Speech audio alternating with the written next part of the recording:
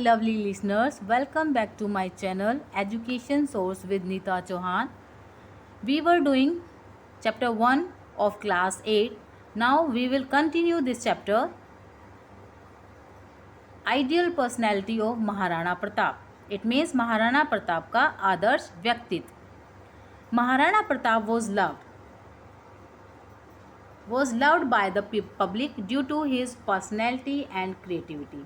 Creativity को हम कह सकते हैं कि करने का कोई नायाब तरीका रहा हो उनका. पर्सनैलिटी का मीनिंग होता है व्यक्तित्व. हाँ, अगर हम एग्जैक्टली क्रिएटिविटी का मीनिंग देखें तो इसका मीनिंग होता है कृतित्व. देन महाराणा प्रताप अपने व्यक्तित्व और उनके नायाब तरीकों के कारण जनमानस के प्रिय थे. Pratap gave affection like a father to the families of the heroes who died in wars. जो लोग युद्ध में शहीद हुए थे उनके परिवार को प्रताप ने पिता की तरह स्नेह दिया. Pratap return the impression Mughal women's safely and gave the message of women's respect and protection. Pratap ने कैद की गई मुगल की जो स्त्रियां थीं उनको सुरक्षित लौटाकर नारी सम्मान और सुरक्षा का संदेश दिया. He develop the techniques of environmental protection. उन्होंने पर्यावरण सुरक्षा, वाटर कंजर्वेशन, जल संरक्षण and the construction of reservoirs और जलाशय मतलब तालाब, पानी से जुड़े हुए कुएं, तालाब, झरने, ये सारी चीज़ें बनाने की तकनीक का विकास किया. In order to lead a cultured life, संस्कारी जीवन जीने की, he got a book.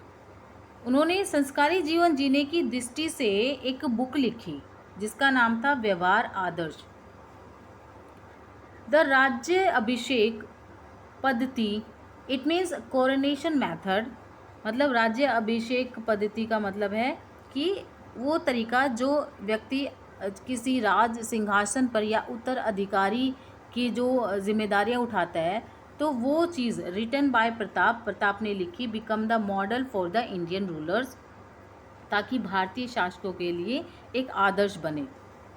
Maharana Pratap patronise music, sculptures and painting. Maharana Pratap ने संगीत, मूर्ति कला और चित्रकला को संरक्षण दिया. पैट्रोनाइज का मतलब है संरक्षण देना. He protected the metal mines for the prosperity of the country.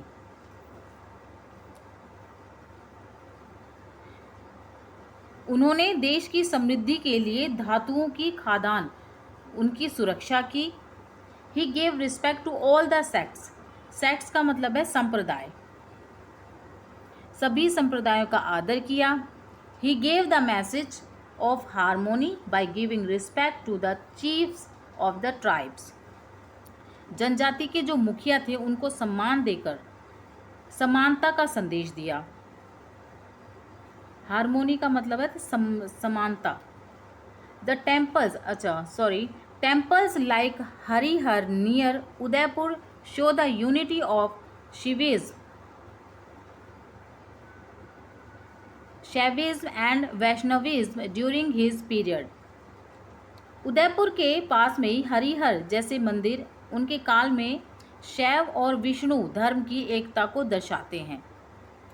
In this way we see that patriotism, harmony of all religions, tolerance, compassions, struggle for independence, adherence to policy deal, respect for human rights and women environment and water conservation and respect to the message are the evidence of the greatness of Maharana Pratap.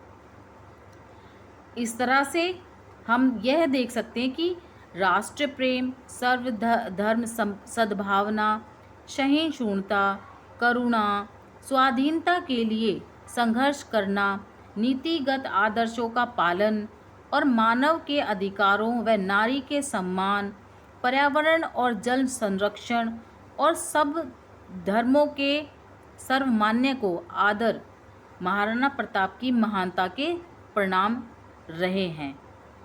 तो मतलब ये सारी चीज़ें उन्होंने अपने जीवन में अपनाई और अपने एक शासक होने का धर्म निभाया. नेक्स्ट है जहांगीर।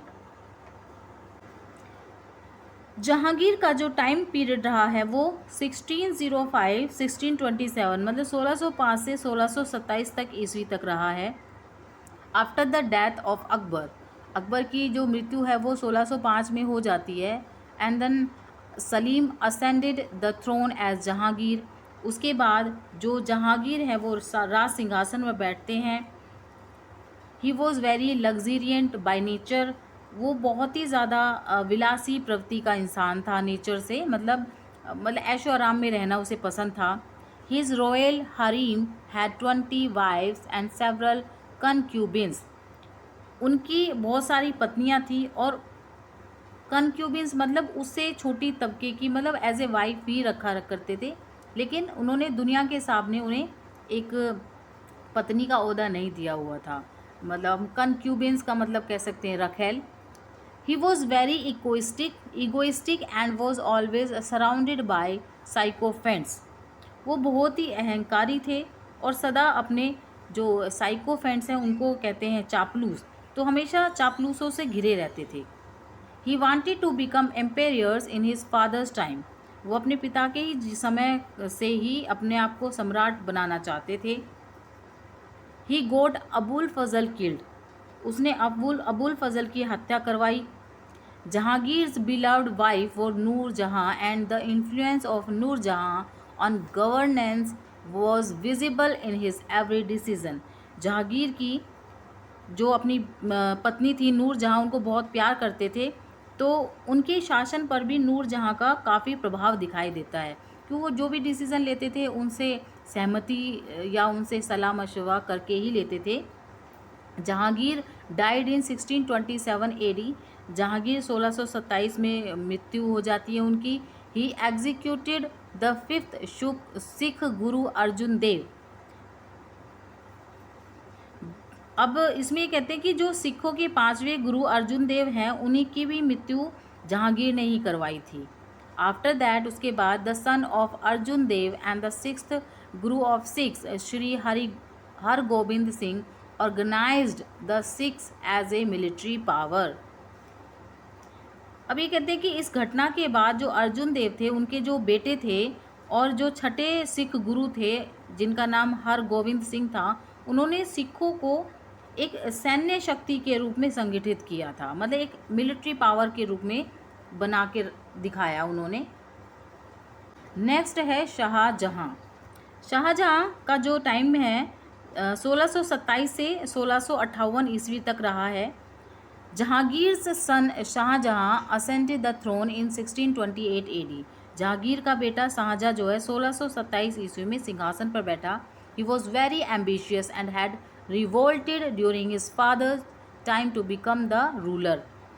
रिवोल्टेड का मतलब है कि वो काफ़ी एम्बिशियस तो था ही, रिवोल्टेड का मतलब विद्रोही होना, वो काफ़ी विद्रोही नेचर का व्यक्ति था। तो कहते हैं कि वह बहुत ही आकांक्षा वाला व्यक्ति था, मतलब महत्वाकांक्षी था, और उसने शासक बनने के लिए अपने पिता के समय से ही विद्रोह करना शुरू कर दिया था। शाहजहां लैक्ड टॉलरेंस, शाहजहां में टॉलरेंस का मतलब होता है सहन शक्ति, तो सहनशीलता का शाहजहां में शुरू से ही कमी रही है, अभाव रहा है। ही रिलीजियसली अधेयर्स टू इस्लामिक कस्टम, वह धार्मिक रूप से इस्लामिक रीति रिवाजों को दृढ़ता से पालन करता है। अधेरेंस का मतलब है दृढ़ता, मतलब एक डेटर्मिनेशन होती थी उसमें कि वो बहुत ही कट्टरतापूर्ण अपने धर्म को मानता था। In his time temple in Banaras, मतलब उसके समय में बनारस के जो मंदिर थे और प्रयाग, कश्मीर एंड गुजरात वर डेमोलाइज्ड, तो वहाँ के जो मंदिर थे, बनारस में जो बने हुए मंदिर थे, प्रयाग में जो बने हुए मंदिर थे, कश्मीर और गुजरात के जो मंदिर बने हुए थे, उन सबको उसने क्या किया था, तुड़वा दिया था। Raja Jaswant Singh of Jodhpur and Raja Jaisingh of Jaipur were his mansabdar. Jodhpur का जो राजा था जसवंत सिंह और जयपुर के जो राजा थे जय सिंह, उनके मनसबदार थे। Although he did not remove Hindus from positions, but he did not give them high position either. कहते हैं कि उसने हिंदुओं को कभी किसी पद से हटाया नहीं, लेकिन उन्हें कभी ऊंचे पद पर भी नहीं रखा। In 1657 AD, Shahjahan fell ill, due to which the war of succession started among his four sons, Dara, Suza, Murad and Aurangzeb।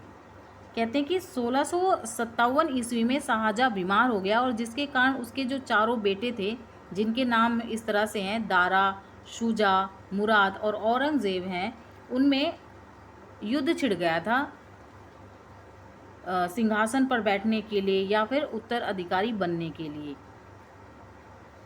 Shahjahan wanted to place Dara Shikoh on the throne, who was religiously tolerant and generous. कहते कि शाहजहाँ का जो सबसे बड़ा बेटा था दारा शिको, उसको सिंहासन पर बैठाना चाहते थे, जो कि धार्मिक रूप से काफ़ी सहनशील और उदारवादी इंसान था।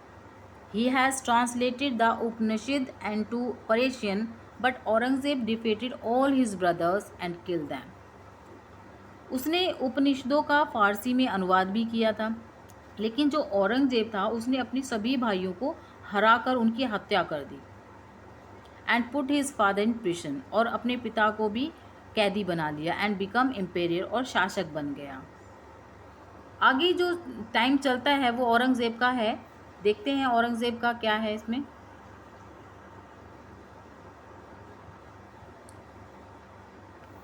Aurangzeb become emperor in 1658 AD by winning the war of succession and imprisoning his father। अधिकारी का जो युद्ध जो कि औरंगजेब ने जीत लिया था और अपने पिता को कैद करके, तो 1658 ईस्वी में औरंगजेब जो है सम्राट बन गया। ही वॉज ए स्टंच सुन्नी मुस्लिम। स्टंच का मतलब है कट्टर होना, तो वो कट्टर सुन्नी मुसलमान था। He reversed Akbar's tolerant religious policy and Rajput friendly policy, imposed the pilgrimage and jizya tax, removed Hindus from high positions, prohibited religious fairs, broke the temples of Banaras and Mathura and built mosques there। कहते हैं कि अकबर द्वारा जो हिंदुओं के प्रति अपनाई गई जो धार्मिक नीतियाँ थी और राजपूतों के प्रति जो महत्वपूर्ण भाव थे, उनका सब चीज़ों का जो औरंगज़ेब था उसने त्याग कर दिया था, उन चीज़ों को ख़त्म कर दिया था, और तीर्थ यात्रा कर और जजिया कर दोबारा लगा दिए थे।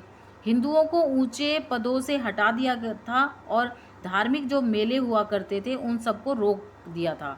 बनारस और मथुरा के जो मंदिर थे उनको भी तुड़वा कर वहाँ पर मस्जिद बनवा दी थी।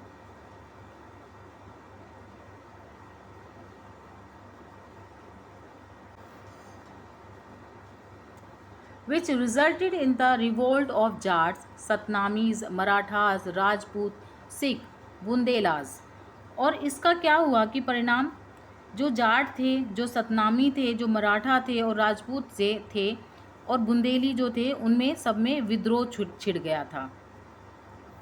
He killed the 9th Guru Tegh Bahadur, और उसने जो है 9वें जो सिखों के 9वें गुरु थे सिख तेग बहादुर, उनको भी मरवा दिया था औरंगज़ेब ने। His policies and actions resulted in the decline of the Mughal dynasty and Mughal empire disintegrity with his death in 1707 AD। और डिसइंटीग्रिटी मतलब अखंड, मतलब टूट जाना। इसका परिणाम ये हुआ कि जो उसकी जो नीति थी और जो उनके कार्य थे, उनका परिणाम ये हुआ कि मुगल वंश का जो है धीरे धीरे पतन होता चला गया, और 1707 ईस्वी में उसकी मृत्यु के साथ ही जो मुगल साम्राज्य था वो समाप्त होने की कगार पर आ चुका था। डिसइंटीग्रिटी का भी समाप्त कह सकते हैं या फिर बिखरना भी कह सकते हैं। Although the Mughals continued to rule till 1857 AD, their power remained confined to Delhi only। कहते हैं कि मुग़ल जो थे वो 1857 ईस्वी तक शासन करते रहे, लेकिन उनकी सत्ता जो है वो केवल दिल्ली तक ही रह पाई। The subsequent 11 Mughals rulers proved weak. कहते बदलते हुए समय में अगर हम देखें तो 11 मुगल शासक थे जो कि निर्बल और अयोग्य सिद्ध हुए थे। सबसीक्वेंस मतलब बदलते हुआ समय। The Marathas emerged as a power in India in the 18th century and dominated Delhi for years। 1800 शताब्दी में मराठा एक अखिल भारतीय शक्ति के रूप में उभर कर आए, क्योंकि मुगल शासक जो थे वो सभी समाप्त हो चुके थे और उसके बाद 18वीं शताब्दी स्टार्ट होती है जो कि 1857 में हम आगे पढ़ेंगे। तो उस समय मराठा थे जो कि एक भारतीय शक्ति के रूप में उभर कर हमारे सामने आए और वर्षों तक दिल्ली पर उनका जो प्रभुत्व था वो छाया रहा। यहाँ पर हमारा 8th क्लास का जो चैप्टर है फर्स्ट फिनिश होता है। नेक्स्ट वीडियो में हम मिलेंगे, तब तक के लिए टेक केयर, बाय बाय।